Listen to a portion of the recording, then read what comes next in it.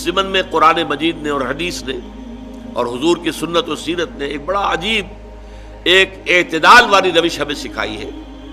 سوال کی مذمت ہے، مت مانگو کسی سے کچھ، جو کہ مانگنا اللہ سے مانگو اللہ سے، انسانوں سے مت مانگو۔ مانگنے والا اپنی عزت نفس جو ہے ہتھیلی پر رکھ کر پیش کرتا ہے جس سے مانگ رہا ہے، مجھے دیجئے کچھ۔ عزت نفس تو یہاں رکھی ہے نا، نہیں، تم اپنی عزت نفس کا دھیلا نہ کراؤ، جو مانگنا ہے۔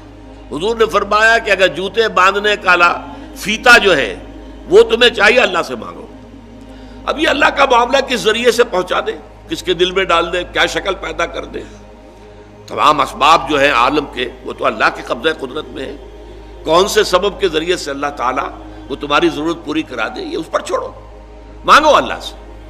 انسانوں کے سامنے دست سوال دراز مت کرو، لیکن دوسری طرف اگر کوئی اپنی ہتھیلی آپ کے سامنے کر ہی دے تو اسے ٹھوکر مت مارو۔ اس نے عزت نفس جو ہے اپنی ہتھیلی پر رکھ کر آپ کے سامنے رکھ دی ہے۔ اب تمہاری مروت، تمہاری شرافت کا تقاضا یہ ہے کہ اما السائل فلا تنہر، اب انہیں جھڑکنا نہیں ہے، ڈانٹ ڈپٹ نہیں کرنی ہے۔ اگرچہ ہمارے آج کل کے معاشرے میں جو پروفیشن بن گیا بیگری کا، اس میں بسا اوقات جو ہے پیچھا چھڑانا مشکل ہو جاتا ہے، اور واقعہ یہ ہے کہ ان کی اگر مدد کی جائے، اب کیا ہے، وہ آپ نے 1 روپیہ دے دیا تو بعض لوگ سمجھتے ہیں شاید بہت بڑا، میں نے حاتم طائی کی قبر پر لات مار دی، روپیہ دے دیا، لیکن یہ تو اصل میں انسٹیٹیوشن آف بیگری کو آپ نے سپورٹ کیا۔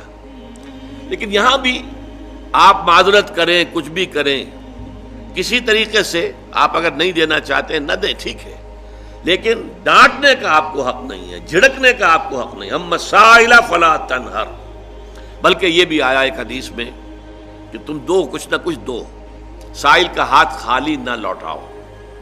یہاں تک ایک حدیث میں الفاظ ہیں، سائل کو ضرور دو، خواہ وہ گھوڑے پر سوار ہو کر تمہارے پاس آیا۔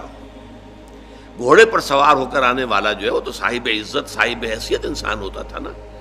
گھوڑا تو عرب میں ہر ایک کے پاس نہیں ہوتا تھا، اونٹ تو کہہ سکتے ہیں آپ کے بہت عام تھا، بھیڑیں بکریاں عام تھیں، گھوڑا جو ہے وہ تو کسی صاحب ثروت انسان کے پاس ہی ہوتا تھا، صاحب حیثیت۔ تو گھوڑے پر سوار ہو کر آ رہا ہے، لیکن تمہیں کیا معلوم اندرونی طور پر اس کی کیا کیفیت ہے، کیا اس کے اوپر بپتا پڑ گئی ہے، کون سے صورتحال سے وہ اچانک دوچار ہو گیا ہے۔ لہذا دے سکتے ہو تو دو، لیکن یہ کہ نہیں دے سکتے تو معذرت، قول معروف یہ کہو اور نرم انداز میں ان سے معذرت کرو۔